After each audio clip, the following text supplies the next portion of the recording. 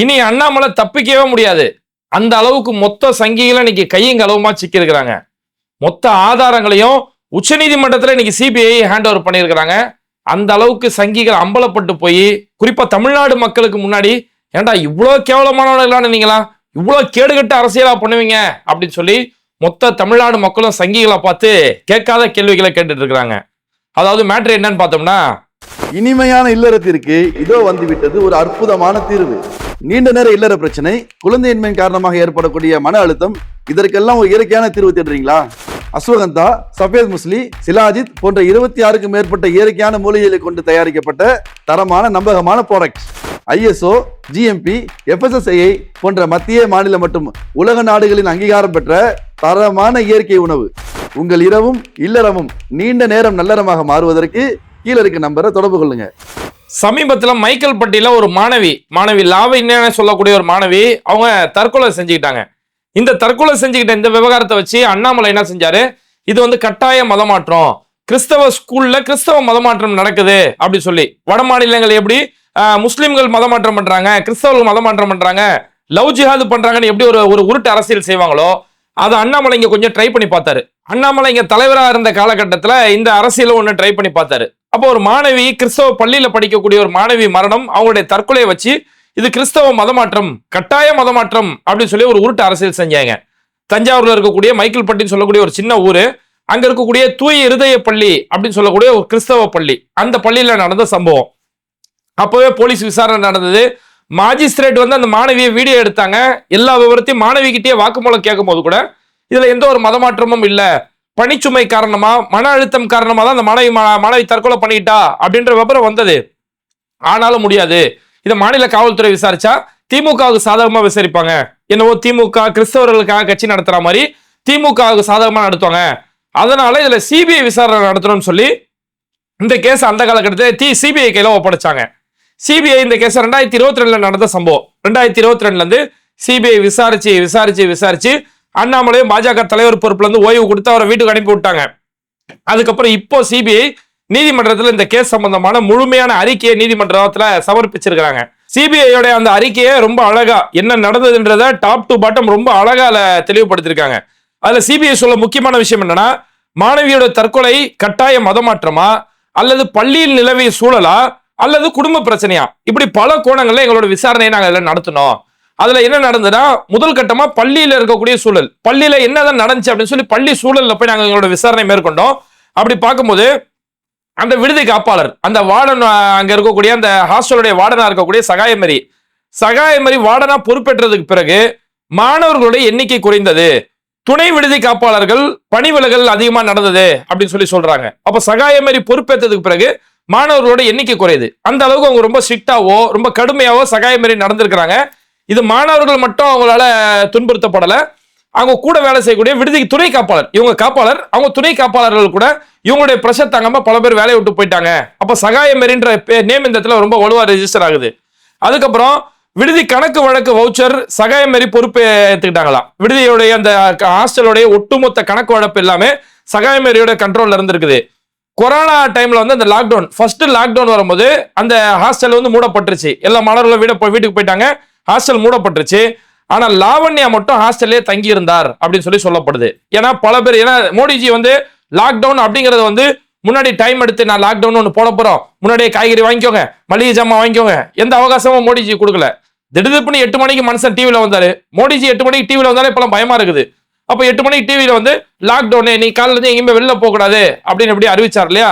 அப்படி உள்ள மாட்டிக்கிட்ட ஒரு மாணவி லாவண்யா, இவங்க மட்டும் உள்ள மாட்டிக்கிட்டாங்க. அதுல அவங்க எவ்வளவு நாள் இருந்தாங்கன்னு சொல்லும் போது 2020 மார்ச் மாசத்துல இருந்து 2020 ஜூன் வரைக்கும் கிட்டத்தட்ட 3 மாசம் லாவண்யா மட்டும் ஹாஸ்டல்ல இருக்கிறாங்க. கூட இந்த வார்டன் இவங்க எல்லாமே அந்த இடத்துல இருந்திருக்கிறாங்க. அப்படி இருக்கக்கூடிய காலகட்டத்தில் இதெல்லாம் நடந்திருக்கக்கூடிய இடத்துல திரும்பவும் அந்த ஹாஸ்டல் வந்து 2021 ஜனவரி 20ஆம் தேதி திறக்கப்படுது. அடுத்த வருஷத்துக்கான கல்வி ஆண்டுல 2021 ஜனவரி 20ஆம் தேதி திறக்கப்படுது. அந்த டைம்ல துணை காப்பாளர்கள் யாருமே வேலைக்கு வரல. ஏன்னா இந்த சகாயமரி பொறுப்பேற்றதுக்கு பிறகு பல பேர் இவங்களோட வேலை செய்ய முடியல, இப்ப பார்த்தா திட்டிக்கிட்டே இருக்கிறாங்க அப்படிங்கிற மாதிரி பல பேர் வேலையை விட்டு போயிட்டாங்க இல்லையா? வேலை விட்டு போன இந்த துணை காப்பாளர்கள் யாருமே வேலைக்கு வரல. அதனால இந்த சகாயமரி என்ன செஞ்சாங்கன்னா லாவண்யா கையில பொறுப்புகளை ஒப்படைக்கிறாங்க. ஏன்னா லாவண்யா 3 மாசம் இவங்க கூட இருந்திருக்காங்க, நல்லா பழகிட்டாங்க. அப்போ லாவண்யா கிட்ட சில பொறுப்புகளை ஒப்படைச்சிருக்காங்க. அந்த பிள்ளைய சரி சிஸ்டர் நான் செய்யறேன் அப்படின்ற மாதிரி அந்த லாவண்யா அந்த பொறுப்புகளை வாங்கியிருக்குது. என்னென்ன பொறுப்புகள் ஒப்படைக்கப்பட்டதுன்னா, பில் புக்கு பராமரிக்கிறது, அந்த பில் புக்கு கணக்கு வழக்கு எல்லாமே டோட்டல் போட்டு கொடுக்கக்கூடிய அந்த வேலைகளையும், வருகை பதிவேடு அட்டெண்டன்ஸ் செக் பண்றதுமே இந்த பொறுப்பு, இந்த சகாயமரிக்கு இருக்கக்கூடிய பொறுப்பை இந்த மாணவி கிட்ட அதை ஒப்படைக்கிறாங்க. இந்த மாணவி தொடர்ந்து இந்த வேலைகளை பார்த்துட்டு இருக்காங்க. இதெல்லாம் நடந்திருக்கக்கூடிய காலகட்டத்தில் 2வது லாக்டவுன் அங்கே போடப்படுது. 2வது லாக்டவுன் போடப்படக்கூடிய காலத்தில் அந்த டைம்லயுமே லாவண்யா ஹாஸ்டல்லே இருந்திருக்காங்க. அது 2021 ஏப்ரல் மாசத்துல இருந்து 2021 ஜூன் மாசம் வரைக்கும். அப்பவுமே ஒரு 3 மாசம் இந்த சகாயமரி, இந்த சிஸ்டர் இவங்க கூடவே லாவண்யா அந்த டைம்ல ஒரு 3 மாசம் அங்க இருந்திருக்கிறாங்க. அதுக்கப்புறமா 2021 தீபாவளி டைம், அந்த தீபாவளியோட காலகட்டத்தில் 2021 நவம்பர் மாசம் தீபாவளி வருது. இந்த தீபாவளியோட காலகட்டத்தில் ஹாஸ்டல்ல இருக்கக்கூடிய சில பொருட்கள் காணாம போகுது. அப்போ சகாயமரி என்ன செய்யறாங்க, இருக்கக்கூடிய யாரெல்லாம் ஹாஸ்டல்ல தங்கி படிக்கிறாங்களோ எல்லா மாணவர்கள்கிட்டயுமே விசாரணை நடத்தும் போது மாணவி லாவண்யா அந்த பொருட்கள் எடுத்து சக மாணவர்களுக்கு இலவசமா கொடுத்துட்டாங்க அப்படிங்கிற அந்த விவரம் தெரிய வருது. அப்ப சகாயமரி எல்லா மாணவர்களுக்கு முன்னாடியும் லாவண்யாவை கடுமையா திட்டிட்டு இருக்காங்க, ரொம்ப கடிஞ்சு ரொம்ப திட்டி இருக்காங்க. இது முதல் முறையா மாணவி லாவண்யாவுக்கு ஒரு மன அழுத்தத்தை ஏற்படுத்திருக்கு. சக மாணவர்களுக்கு முன்னாடி ரொம்ப அவங்க அசிங்கப்படுத்தினது, அவமானப்படுத்திட்டாங்க. இப்படி அவங்க முன்னாடி எல்லாமே திட்டினது, நம்ம இவ்வளவு வேலை செஞ்சு கொடுக்குறோம் ஆனா நம்மளை எல்லாரும் முன்னாடி திட்டாங்களே அப்படின்ற ஒரு மன அழுத்தம் மாணவி லாவண்யாவுக்கு அந்த இடத்துல ஏற்படுது. அதுக்கு அடுத்து பார்த்தோம்னா இந்த தீபாவளி 2021 நவம்பர் மாசம் நடக்குது. அதுக்கு அடுத்த மாசம் டிசம்பர் மாசம். இந்த டிசம்பர் மாசத்துல கிறிஸ்துமஸ் லீவு, எல்லா மாணவர்களும் வீட்டுக்கு போறாங்க. லாவண்யா மட்டும் அந்த முறை வீட்டுக்கு போல. ஏன்னா அந்த டைம்ல லாவண்யாவுக்கு +2 எக்ஸாம் இருக்கிறதால, நான் வீட்டுக்கு போய் இந்த டிராவல்ல இருக்கிறத விட எப்படியும் கிறிஸ்துமஸ் முடிஞ்சு நான் திரும்ப வந்துட போறேன், அதுக்கு நான் இங்கே இருந்து படிச்சுக்கிறேனே அப்படின்னு சொல்லி அந்த அங்கே இருந்து படிச்சிருக்காங்க லாவண்யா. ஆனா சகாயமரி இந்த கணக்கு வழக்கெல்லாம் நீ முடிச்சிரு அப்படின்னு சொல்லி அவங்களுக்கு ஒரு ப்ரெஷர் கொடுத்துருக்காங்க. இந்த கணக்கு வழக்கெல்லாம் முடிக்கணும் அப்படிங்கும் போது இங்கதான் இந்த மாணவி அடுத்த கட்டமா பாதிக்கப்படுறாங்க. ஒரு பக்கம் +2க்காக மும்முரமா படிச்சுட்டு இருக்காங்க. இந்த நேரத்துல நீ இந்த கணக்கு வழக்க பார்க்கணும், நீ அட்டெண்டன்ஸ் ரிஜிஸ்டர் எல்லாத்தையும் நீ பார்க்கணும் சொல்லி இந்த வேலைகளை ஒரு பக்கம் கொடுக்கும் போது இது இந்த மாணவிக்கு ஒரு பணிச்சுமை ஏற்படுது. ஒரு பக்கம் படிப்பையும் கவனிக்கணும், இவங்க கொடுக்கக்கூடிய இந்த வேலைகளையும் பார்க்கணும் போது இது உங்களுக்கு ஒரு மென்டலி ஒரு டிஸ்டர்ப் ஆகிறாங்க. பெரிய அளவுல இந்த பணிச்சுமை உங்களுக்கு ஏற்படுது. இதுல என்ன ஒரு கொடுமைனா, சின்ன பிள்ளை தானே, +2 படிக்கிற பிள்ளை, இந்த கணக்கு வழக்கெல்லாம் டோட்டல் எல்லாமே பார்த்து கொடுக்கும்போது இதை சிஸ்டர் சகாயமரி ரீசெக் பண்றாங்க. ரீசெக் பண்ணும்போது அதுல ஏதாவது டோட்டல் மிஸ்டேக் ஏதாவது இருந்தா, இதுல டோட்டல் மிஸ்டேக் இருக்கு அப்படின்னு சொன்னா பரவாயில்ல. ஆனா சகாயமரி என்ன பண்ணிருக்காங்க, இதுல பாரு டோட்டல் மிஸ்டேக்கா இருக்கு, என்ன கணக்கு போக்குற அப்படி சொல்லி திரும்பவும் திட்டி இருக்காங்க. அது அந்த மாணவிக்கு இன்னும் பெரிய அளவுல மன அழுத்தத்தை ஏற்படுத்திட்டு இருக்குது. அப்ப இப்படி எல்லாமே இவங்க வாங்கக்கூடிய அதிகமா வேலை வாங்கி இருக்கிறாங்க. இந்த பிள்ளையால சரியா படிப்புல கவனம் செலுத்த முடியல. இப்படி எல்லாம் இருக்கக்கூடிய காலகட்டத்துல 2022 ஜனவரி 9ஆம் தேதி, இது கிறிஸ்துமஸ் 2021 கிறிஸ்துமஸ் டிசம்பர்ல நடக்குது. அதுக்கடுத்து ஜனவரி மாசம் 9ஆம் தேதி பொங்கலுக்கு லீவ் விடுறாங்க. 2022 ஜனவரி 9ஆம் தேதி பொங்கலுக்கு லீவ் விடுறாங்க. லீவ் விடும் போது வார்டன் சகாயமரி என்ன பண்றாங்கன்னா, அந்த படிக்கக்கூடிய எல்லா ஹாஸ்டல் மாணவர்களையும் நிக்க வச்சு அவங்களுக்கு சில அட்வைஸ் சொல்றாங்க. நீங்க லீவுக்கு போன இடத்துல இப்படி இருந்திருக்கணும், உங்க ஹோம்ஒர்க் முடிச்சுக்கணும், இந்த மாதிரி அவங்களுக்கான அறிவுரைகள் அட்வைஸ் எல்லாமே பண்றாங்க. சொல்லிட்டு நீங்க திரும்பி பொங்கல் லீவ் முடிச்சு திரும்ப நீங்க ஹாஸ்டலுக்கு வரும்போது ஹாஸ்டலுக்கான அந்த ஃபீஸ் நீங்க வாங்கிட்டு வந்துடணும் அப்படின்னு சொல்லி எல்லா அறிவுரைகளையும் சொல்லிட்டு இருக்காங்க. இப்படி சொல்லிக்கிட்டே இருக்கக்கூடிய நேரத்துல அந்த இடத்துல அந்த மாணவர் சக மாணவர்களோட நிக்கக்கூடிய லாவண்யா திடீர்னு மயக்கடிச்சு விழுறாங்க. மயக்கடிச்சு ஒரு மாதிரி வாந்தி எடுக்கிறாங்க. அந்த வாந்தி சிபிஐயோட அறிக்கையில ரொம்ப தெளிவா இருக்கு. அந்த வாந்தி பச்சை நிறத்திலும் நீல நிறத்திலும் அந்த வாந்தி இருந்தது அப்படின்றத குறிப்பிடுறாங்க. இத்தனைக்கும் அந்த இடத்துல லாவண்யா எந்த அளவுக்குன்னா, அந்த லாவண்யா ஸ்கூல் லீவுக்கு போறாங்க, பொங்கல் லீவுக்கு வீட்டுக்கு போறாங்க. அந்த டைம்ல கூட நீ இந்த கணக்கு வழக்கு முடிச்சுட்டு போன சொல்லி சகாயமரி திரும்ப அவங்களுக்கு ப்ரெஷர் கொடுத்துருக்காங்க. இந்த கணக்கு வழக்கு எல்லாத்தையும் ஒப்படைச்சிட்டு சாயந்தரம் 5:30 மணிக்கு ஒப்படைச்சு கையில கொடுத்துட்டு தான் சக மாணவர்களோட போய் அந்த இடத்துல நிக்கிறாங்க. அப்படி நிக்கக்கூடிய நேரத்துல தான் மயக்கம் போட்டு அந்த இடத்துல வாந்தி எடுத்திருக்காங்க. வாந்தி பச்சை நிறத்திலும் நீல நிறத்திலும் அந்த வாந்தி இருந்தது அப்படின்னு சொல்லி சொல்லப்படுது. அதுக்கப்புறம் அங்கே இருந்து ஒரு ஃபர்ஸ்ட் எய்ட், பேசிக்கான ட்ரீட்மெண்ட் ஃபர்ஸ்ட் எய்ட் அங்க கொடுத்துட்டாங்க. கொடுத்துட்டு அன்னைக்கு நைட் அவங்க ரூம்லேயே படுக்க வச்சிடறாங்க. படுக்க வச்சிருக்கும் போதே அன்னைக்கு நைட்டு உணவு சாப்பிடல. சிபிஐ அதே ரெக்கார்ட் பண்றாங்க. அன்று இரவும் உணவு அருந்தவில்லை அப்படி சொல்லி சொல்றாங்க. அப்புறம் நைட்டு சாப்பாடு சாப்பிடாம படுத்துட்டாங்க. மறுநாள் காலையில லாவண்யாவோட பேரண்ட்ஸ், அவங்க அப்பா முருகானந்தம், அவங்களுக்கு ஒரு சித்தி இருக்கிறாங்க, அம்மா இல்ல சித்தி இருக்கிறாங்க. அப்போ அவங்க அப்பா முருகானந்தம் சித்திக்குமே இன்ஃபார்ம் பண்ணி இந்த மாதிரி உங்க பிள்ளைக்கு உடம்பு சரியில்லை, வந்து கூட்டு போயிருங்க அப்படின்னு சொல்லியிருக்கிறாங்க. அதுக்கடுத்து அவங்க வந்து கூட்டு போய் வீட்டுல வச்சதுக்கு பிறகு வீட்டுல லாவண்யா இருக்கக்கூடிய காலம் எல்லாமே லாவண்யாவுக்கு தொடர்ந்து வைத்த வலி, ஒரே உடம்பு சரியில்லாம இதே மாதிரியே லாவண்யாவுக்கு தொடர்ந்து இருந்திருக்குது. அப்புறம் பக்கத்துல இருக்கக்கூடிய ஒரு பிரைவேட் ஹாஸ்பிட்டல் கொண்டு கூட்டு போறாங்க. அங்க போய் லாவண்யாவோட உடல்நிலை ரொம்ப நாளுக்கு நாள் ரொம்ப மோசமாகுது அப்படின்னு தெரிஞ்சோன்னே, இல்லங்க ரொம்ப கிரிட்டிக்கலா போயிட்டு இருக்குது, நீங்க பக்கத்துல இருக்கக்கூடிய தஞ்சாவூர் கவர்மெண்ட் ஹாஸ்பிட்டல் கூட்டு போயிருங்க அப்படின்னு சொல்லியிருக்காங்க. அப்புறம் கவர்மெண்ட் ஹாஸ்பிட்டல்ல கொண்டு போய் அந்த ட்ரீட்மெண்ட் எல்லாமே பார்க்கும்போது அங்க டாக்டர்ஸ் ஒரு டவுட் வருது, ஏதோ என்னவோ சரியில்லையே அப்படின்னு சொல்லி எல்லாமே செக் பண்ணும்போது லாவண்யாவோட நாக்கை பார்க்கும்போது ஒரு மாதிரி மஞ்சள் நிறத்துல அந்த நாக்கு இருந்திருக்குது. அப்புறம் நாக்கு மஞ்சள் கலர்ல இருக்குது, இது விஷம் குடிச்சாதான் இந்த மாதிரி பிரச்சனை வரும் அப்படின்னு சொல்லி அதுக்கப்புறமா லாவண்யா கிட்ட ஏமா விஷம் ஏதோ குடிச்சிட்டியாமா, இல்ல வேற ஏதாவது திங்கக்கூடாதா சாப்பிட்டியா, திங்கக்கூடாதா சாப்பிட்டியா அப்படின்னு கேட்கும்போது அதுக்கடுத்து வேற வழி இல்லாம லாவண்யா ஒத்துக்கிட்டாங்க.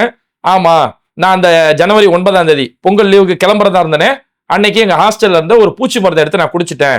தொடர்ந்து இந்த மாதிரி வேலை பனிச்சுமை இதெல்லாம் இருந்ததால பூச்சி மருந்து எடுத்து 1.5 கிளாஸ், அதையுமே சிபிஐ ரெக்கார்ட்ல ரொம்ப தெளிவா ரெஜிஸ்டர் பண்றாங்க, 1.5 கிளாஸ் அந்த பூச்சி மருந்து எடுத்து நான் குடிச்சிட்டேன் அப்படின்றத இந்த லாவண்யா இந்த விஷயத்த சொல்றாங்க. அதுக்கப்புறமா ஐசியூல அட்மிட் பண்ணி லாவண்யாவுக்கு இன்னும் ட்ரீட்மெண்ட் கொடுக்குறாங்க. இப்பதான் லாவண்யாவோட அப்பா முருகானந்தம் இந்த இடத்துல நல்லா கவனிச்சு பாருங்க.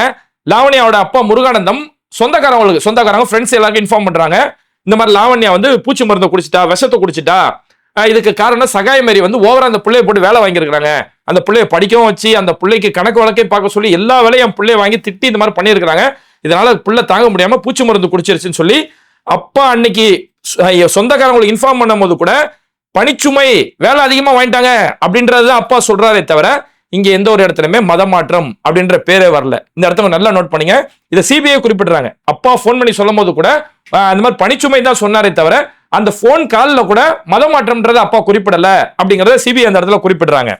அதுக்கடுத்து மாணவி ரொம்ப சீரியஸ் கண்டிஷன் போகும்போது இந்த இந்த இந்த இதெல்லாம் நடக்கக்கூடிய காலகட்டத்தில் தான் அண்ணாமலை மாதிரியான சங்கிகள் உள்ள இறங்குறாங்க. உள்ள வந்து மதமாற்றம் நடந்துருச்சு அப்படி அப்படி இப்படின்னு சொல்லி ஒரு பிரச்சனை பண்ணக்கூடிய நேரத்தில் இந்த கேஸ் பெருசா மாறினதுக்கு அப்புறம் காவல்துறை மாஜிஸ்ட்ரேட் முன்னிலையில இந்த பிள்ளைய ஒரு வீடியோ எடுக்கிறாங்க. வீடியோ எடுத்து அந்த பிள்ளைகிட்ட என்ன நடந்துச்சு, ஏன் இந்த வீடியோ எடுக்க வேண்டிய தேவை வந்துச்சுன்னா, இதுக்கு முன்னாடி அங்க இருக்கக்கூடிய விஸ்வ இந்து பரிஷத்தை சேர்ந்த அங்க இருக்கக்கூடிய முத்துவேல், விஸ்வ இந்து பரிஷத்தோட அந்த மாவட்ட தலைவராக இருக்கக்கூடிய முத்துவேல் சொல்லக்கூடிய நபர் இந்த மாணவியை போய் ஒரு வீடியோ எடுத்து மாணவி கிட்ட இந்த வாக்குமூலம் வாங்கி மாணவி சொன்ன முன்னாடி உள்ளது பின்னாடி உள்ளதெல்லாம் கட் பண்ணி எடுத்துட்டு சில இடங்களை மட்டும் காட்டிட்டு, பாத்தீங்களா கிறிஸ்தவ மதமாற்றம், கிறிஸ்தவர்கள் கட்டாய மதமாற்றம் பண்ணதால இந்த புள்ள விஷம் குடிச்சிருச்சு அப்படின்னு ஒரு அவதூறு பரப்புனாங்க. அந்த அவதூறை வச்சு அண்ணாமலை இங்க ஒரு அரசியல் பண்ண பார்த்தாரு. வடமாநில அரசியல் இங்க பண்றதுக்காக அண்ணாமலை ட்ரை பண்ணாரு.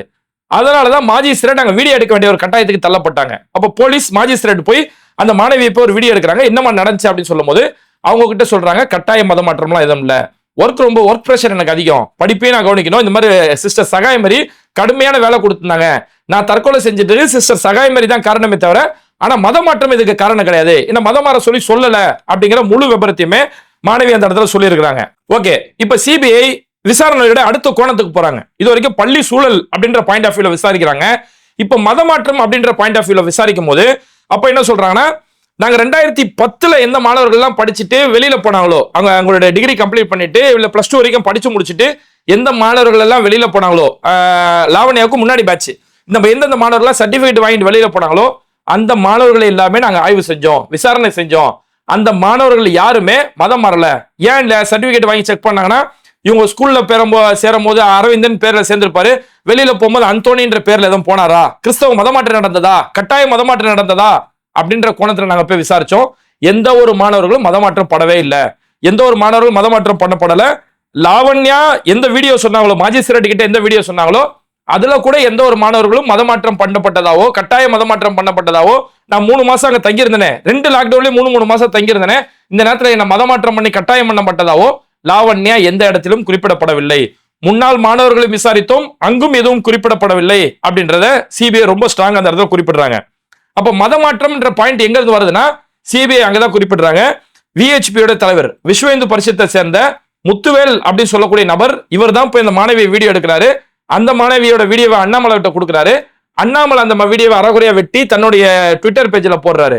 பொதுவாகவே 18 வயசு கீழே இருக்கக்கூடிய பிள்ளைகளுடைய அவங்களுடைய தனிப்பட்ட விவகாரங்களை வெளியில இடக்கூடாது. இது மாதிரி தற்கொலை சம்பந்தமாவோ ஏதாவது பாலியல் சம்பந்தமான ஏதோ ஒரு விஷயமா இருந்தாலும் அவங்களுடைய அடையாளங்களோட வெளியிடக்கூடாது. இந்த கேஸ் நடக்கக்கூடிய காலகட்டத்தில் மைக்கேல் பட்டின்ற பேர் கூட சொல்லப்படக்கூடாதுன்றது, தஞ்சாவூரை சேர்ந்த அப்படின்னு தான் சொல்லப்பட்டதே தவிர மைக்கேல் பட்டின் அந்த ஊருடைய பேரே குறிப்பிடப்படக்கூடாது அப்படின்ற ஒரு சூழ்நிலை இருந்தது. ஆனா அண்ணாமலை இந்த எந்த ஒரு சட்டத்திட்டையும், சங்கிகளுக்கு சட்டத்தை மதிக்க மாட்டாங்க, அண்ணாமலை எந்த ஒரு சட்டத்திட்டையும் ஃபாலோ பண்ணாம அந்த மாணவியோட போட்டோ, அந்த மாணவியோட வீடியோ எல்லாத்தையுமே பப்ளிஷ் பண்ணி அந்த வீடியோவை கூட அறகுறையை எடிட் பண்ணி இப்படி ஒரு கேவலமான ஒரு அரசியல் பண்ண பார்த்தாங்க. அப்ப இந்த முத்துவேல் சொல்லக்கூடிய இந்த நபர் தான் வீடியோ எடுத்தாரு. வீடியோ எடுத்தது மட்டும் இல்லாம லாவண்யாவோட அப்பா அம்மாட்ட போய் இவர் தான் போய் பேசுறாரு, நீங்க போய் மாணவியோட பாடியை நீங்க வாங்கக்கூடாது அப்படின்னு சொல்லிட்டு அவங்களுக்கு இவர் தான் முத்துவேல் தான் சொல்லி கொடுக்குறாரு. இவரு சொன்னதாலதான் அந்த அப்பா முருகானந்தம் அவங்களுடைய சித்தி 2 பேருமே பாடியை வாங்க மாட்டேன்னு சொல்லிட்டு இவங்க கூட சேர்ந்து போராட்டத்தில் ஈடுபட்டாங்க. அப்ப அந்த இடத்துல எந்த ஒரு மதமாற்றமும் நடக்கல. சங்கிகள் இதை வச்சு ஒரு சில்லறை அரசியல் செய்ய பார்த்தாங்க அப்படிங்கறத சிபிஐ அந்த இடத்துல குறிப்பிடுறாங்க.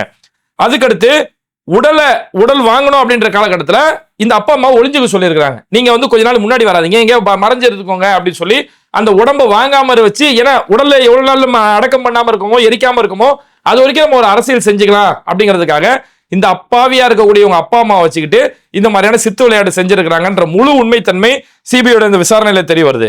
சரி, அதுக்கடுத்து வேற ஒரு பாயிண்ட் ஆஃப் வியூ, இன்னொரு ஒரு பாயிண்ட் ஆஃப் வியூ, இவங்களுடைய குடும்பத்துல ஏதாவது பிரச்சனையா, ஏன்னா சித்தி கொடுமை அந்த மாதிரி ஏதாவது இருக்கா அப்படின்னு சொல்லி போய் பார்க்கும்போது அங்கேயுமே சித்தி கொடுமையோ இல்ல குடும்பத்துல ஏதாவது பிரச்சனை, கடன் பிரச்சனை, காதல் பிரச்சனை, இப்படி எந்த ஒரு பிரச்சனையுமே கிடையாது. அவங்களோட ஃபேமிலி சைட்ல எந்த பிரச்சனை இல்ல, மதமாற்றம்ன்ற சைட்ல எந்த பிரச்சனை இல்ல. சகாயம் மாதிரி அதிகமா வேலை வாங்கியிருக்கிறாங்க, சக மாணவர்கள் முன்னாடி திட்டி இருக்கிறாங்க, வேலை வாங்கினது மட்டும் இல்லாம வேலை சரியா செய்யலன்னு சொல்லி திட்டி இருக்கிறாங்க, ரொம்ப கடிஞ்சு இருக்கிறாங்க அப்படிங்கிற இந்த முழுமையான விபரத்தை சிபிஐ இந்த இடத்துல ஒப்படைச்சிட்டு இங்கு எந்த ஒரு மதமாற்றமும் வரவில்லை, சங்கிகளுடைய சில்லறை அரசியல் மட்டும்தான் இந்த இடத்துல ஒரு பிரச்சனைக்கு காரணம், அமைதியா இருந்த தமிழ்நாட்டை எப்படியாவது குட்டிச்சவரா மாத்துறதுக்கான கேடுகட்டு கேவலமான வேலைகளை செஞ்சிருக்கிறாங்கன்ற ஒட்டுமொத்த உண்மை விவரங்களும் இன்னைக்கு சிபிஐயோட அந்த அறிக்கை தாக்கல் செய்யும் போது இந்த உண்மைத்தன்மை வெளியில வருது.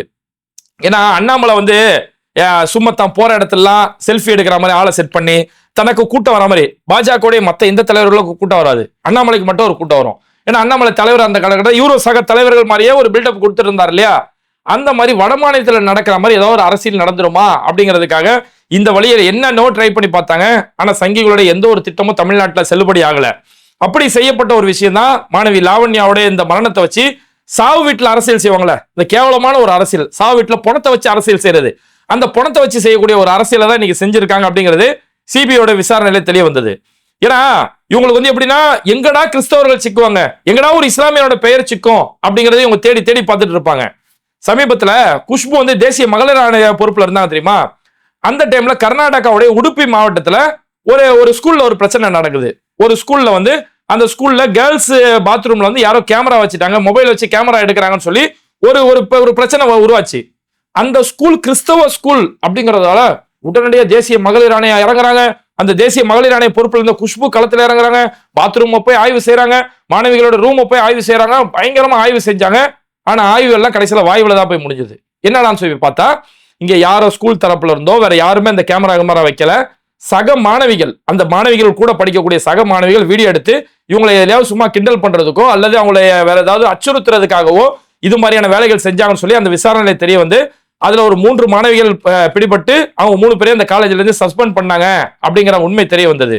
இதுல என்னன்னா அந்த டைம்ல தான் மணிப்பூர்ல பிரச்சனை நடந்தது, பெண்களை நடு ரோட்ல நிர்வாணமா எடுத்துட்டு வந்தாங்க. அங்கெல்லாம் போகாத தேசிய மகளிர் ஆணையம், அங்கெல்லாம் போகாத நடிகை குஷ்பு இந்த இடத்துல ஒரு கிறிஸ்தவ பள்ளி சிக்கிருச்சு. அதுவும் கர்நாடகால காங்கிரஸ் ஆட்சி செய்யக்கூடிய கர்நாடகா, அதான் அங்க ஹைலைட். இங்க சென்னையில எத்தனையோ அந்த கேந்திர வித்யாலயம், அந்த வித்யாலயம், எத்தனையோ வித்யாலயம் இங்க பிரச்சனை நடக்கும், பாலியல் ரீதியான பிரச்சனைகள் வந்து புகார்கள் இருந்தது. அங்கெல்லாம் இந்த தேசிய மகளிர் ஆணையமோ அங்கெல்லாம் நடிகை குஷ்புவோ தலை வச்சு படுக்க மாட்டாங்க. ஆனா கர்நாடகாவில் கிறிஸ்தவ பள்ளி காங்கிரஸ் ஆட்சி செய்யக்கூடிய மாநிலம் அப்படிங்கிறதால வேக வேகமா அங்க போய் விசாரணைக்கு போனாங்க. அங்கேயுமே பல்பு எந்த ஒரு பிரச்சனையுமே அங்க நடக்கல.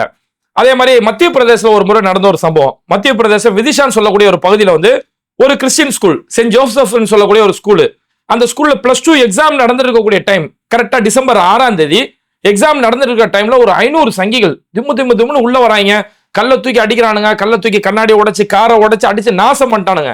என்னடான்னு கேட்டா இங்க படிக்கிற மாணவர்களை கட்டாயம் மதமாற்றம் பண்றாங்க, கிறிஸ்தவ மதமாற்றம் அப்படின்னு சொல்லி ஒரு கதையை சொன்னாங்க.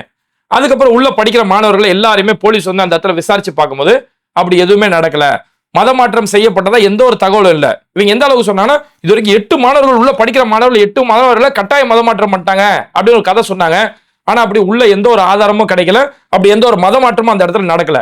பரீட்சை நடக்கும்போது படிக்கக்கூடிய மாணவர்கள் இந்த மாதிரி பண்றானுங்க. இவங்களுக்கு கொஞ்சமாச்சும் அறிவுனா, ஏன்னா எங்கேயாவது கட்டாயம் மதமாற்றம் ஃபர்ஸ்ட் பண்ண முடியுமா? மதமாற்றம் அப்படிங்கிறது ஒரு மனமாற்றம். நான் ஒரு மதத்தை நான் பின்பற்றுறேன், இந்த மதம் என்னோட வாழ்வியலுக்கு சரியா இருக்குமா அப்படின்னா அவர் மதத்தை ஏற்கிறாரு. இது அரசியல் சாசனம் நமக்கு கொடுத்திருக்கக்கூடிய ஒரு அடிப்படை உரிமை. ஒருவர் தான் விரும்பிய மதத்தை ஏற்பதற்கோ அதனை பின்பற்றுவதற்கோ அது குறித்து பிரச்சாரம் செய்வதற்கோ அரசியல் சாசனம் நமக்கு உரிமை கொடுத்திருக்குது. அந்த உரிமையை யாரோ ஒருத்தர் ஃபாலோ பண்ணிட்டு போறாங்கன்னா அதுல யாருமே போய் தலையிட முடியாது. இந்திய நீதிமன்றம் கூட தலையிட முடியாது, இந்திய அரசியல் சாசனம் யாரும் தலையிட முடியாது. ஆனா இந்த சங்கிகள் இதை வச்சு ஒரு அரசியல் பண்ண பார்த்துட்டு இருப்பானுங்க. கட்டாய மதமாற்றம் கட்டாயம் எங்கடா கட்டாய மதமாற்றம் பண்ண முடியும்? யாராவது அப்படி கட்டாயப்படுத்தி வைக்க முடியுமா? அவருதான் அந்த மதத்துல நிலைச்சு நிப்பாரா? இந்த அறிவு எதே வேணா, ஏன்னா அப்படி ஒண்ணு நடக்கவே இல்லை. இவங்க என்னன்னா இதை வச்சு நம்ம ஒரு அரசியல் பண்ணணும் அப்படிங்கிறதுக்காக தான் இப்படி ஒரு பிரச்சாரம் பண்றது. அது இல்லாம ஸ்கூல்ல போய் இந்த மாதிரி பிரச்சாரம் எதுக்குன்னா, ஸ்கூல்ல மாணவர்கள் நிம்மதியா படிக்க விட முடியாது, அவன் படிச்சுட்டா நாளைக்கு சங்கியா வரமாட்டான்ல, படிப்பறிவு இல்லாத முட்டாளா இருந்தாலும் நாளைக்கு அவன் சங்கியா வருவாங்கிறதுக்காக தான் ஸ்கூல்ல போய் கரெக்டா +2 எக்ஸாம் மேக்ஸ் எக்ஸாம் நடக்கிற அன்னைக்கு சென்ட் ஜோசப் ஸ்கூல்ல போய் இப்பேற்பட்ட ஒரு பிரச்சனை நடத்தினாங்க. இப்படி வடமாநிலம் முழுக்க இது மாதிரியான பிரச்சனைகள் எல்லாம் செஞ்சு முடிச்சுட்டு தமிழ்நாட்டுல இதுக்கு எங்கடா வாய்ப்பு கிடைக்கும் அப்படின்னு காத்திருந்ததுதான் இந்த மைக்கேல் பட்டியல மாணவி லாவண்யா வச்சு கிறிஸ்தவ மதமாற்றம்னு ஒரு அரசியல் பண்ணி பார்த்தாங்க. மாணவி லாவண்யா வச்சு கிறிஸ்தவ மதமாற்றம் அப்படின்னு சொல்லி ஒரு அரசியல் பண்ண பார்த்தாங்க. இன்னைக்கு அதுவும் அழிஞ்சு ஒழிஞ்சு போய் சங்கிகள் கேவலப்பட்டு போயிட்டாங்க. திருப்பரங்குன்ற விஷயத்துல அங்க பாபர் மசூதி இடிச்சது மட்டும் போதாது, வாரணாசி ஞான்வாபி மசூதிக்குள்ள பூந்தது மட்டும் பத்தாது, அங்க இருக்கக்கூடிய ஒவ்வொரு மசூதியா போய் ராமநவமி கொண்டாடினது பத்தாது, தமிழ்நாட்டுல எப்படியாவது பிரச்சனை பண்ணுங்கிறதுக்காக சிக்கந்தர் தர்காவில் போய் அந்த திருப்பரங்குன்ற மலையில போய் பிரச்சனை பண்றதுக்காக எவ்வளவு திட்டம் போட்டாங்க. அதுவும் கடைசியில செல்லுபடி ஆகல. எந்த ஒரு இந்துக்களும் சங்கிகளை திரும்பி கூட பார்க்கல. அப்ப சங்கிகள் எப்பேற்பட்ட சூழ்ச்சிகள் செஞ்சாலும் இந்த தமிழ்நாட்டுல அவர்களுடைய சூழ்ச்சிகள் எடுபடல. அவங்களோட அரசியல் இங்க கடைசி வரைக்கும் செல்லா காசுதான் அப்படிங்கிறது நிரூபணமாகி, இதனாலதான் தமிழர்கள் எல்லாருமே சங்கிகளை பார்த்து நம்ம சொல்றது என்ன அப்படின்னா, எப்பா உன்ன நீங்க எங்க கேரக்டரே புரிஞ்சுக்கல ராஜா. இது மாதிரி வீடியோக்களை தொடர்ந்து பார்க்கறதுக்கு மறக்காம பேட்டை டிவியை சப்ஸ்கிரைப் பண்ணிட்டு இந்த வீடியோக்களை உங்க நண்பர்களுக்கு அதிகமா ஷேர் செய்யுங்க. இணைந்திருப்போம்.